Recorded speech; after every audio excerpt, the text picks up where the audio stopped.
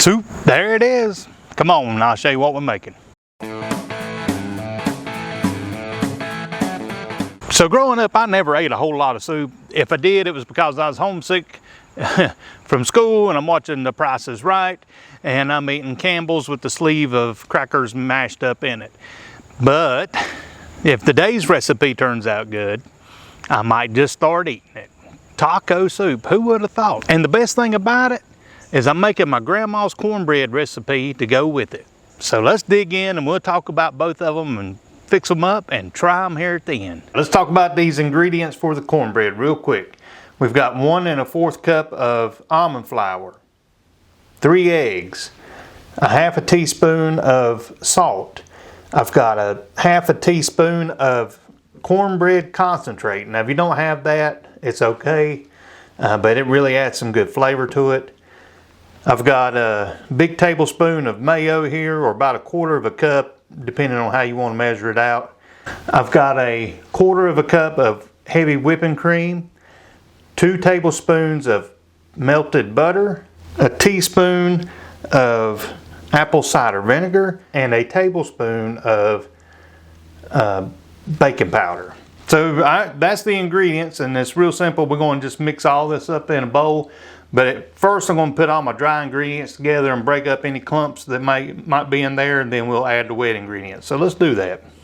So I'm just going to throw all my dry ingredients in here right quick. The baking powder and the almond flour and the salt is basically what I'm throwing in there. And you know, sometimes that stuff's a little clumpy, especially baking powder and the almond flour. But I'm just going to go around it with a whisk and break those little clumps up. Nothing hard about this. Now we're just going to add in the wet ingredients and get it all blended up.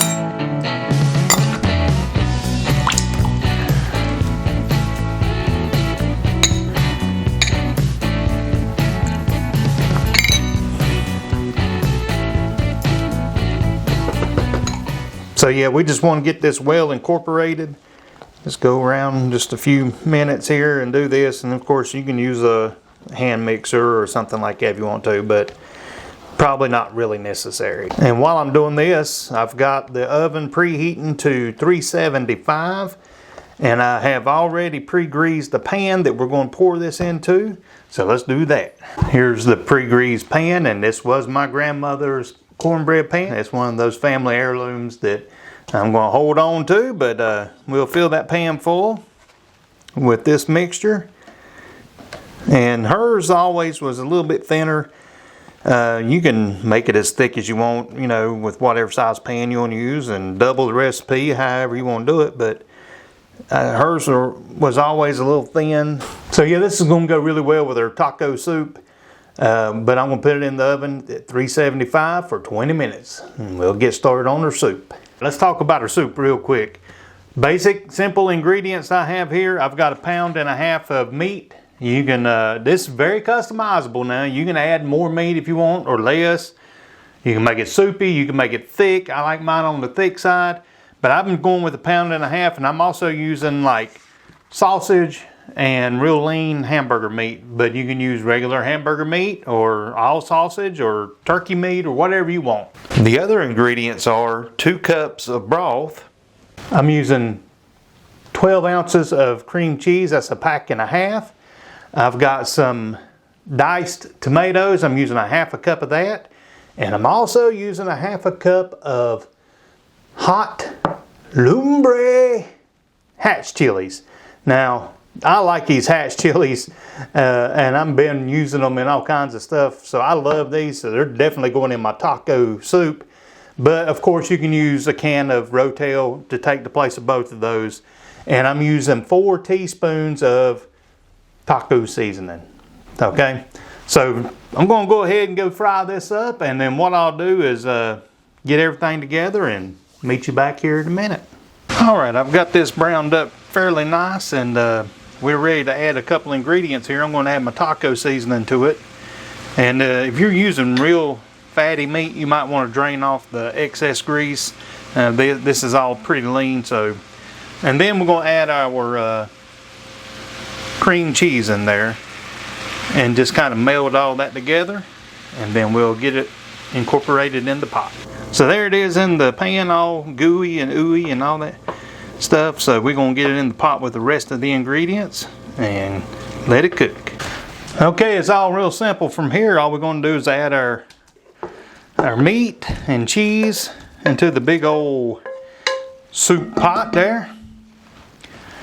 And then we're going to add the rest of the ingredients real quick.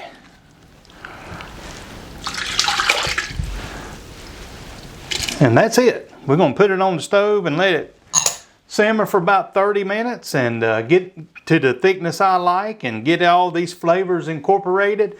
And also a good diced onion would be good in here and everything. I left them out of this one. But yeah, customize it the way you want. Let's put it on the stove and let it simmer down a little bit.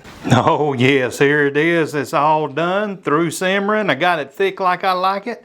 I've got my cornbread there, and I've just topped it with a little bit of sour cream and some roasted red pepper there. So there's only one thing left to do, and you know what it is.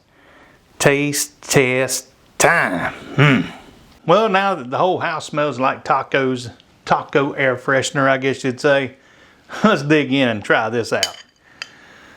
Nice and thick. That's the way I like my soup, nice and hearty. Let's try it out. Give me a little bit of cornbread too.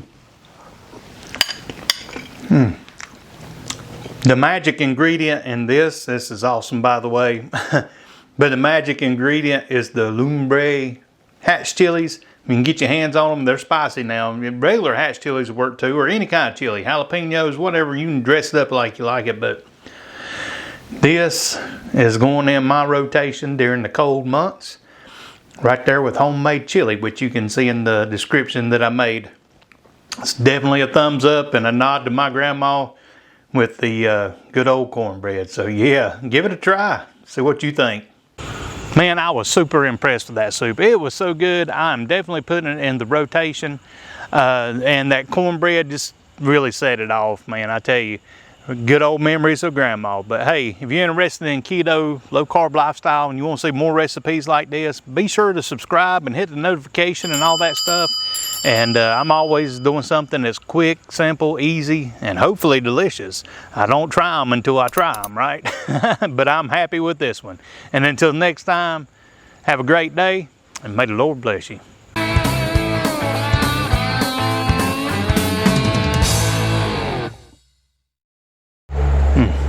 Right.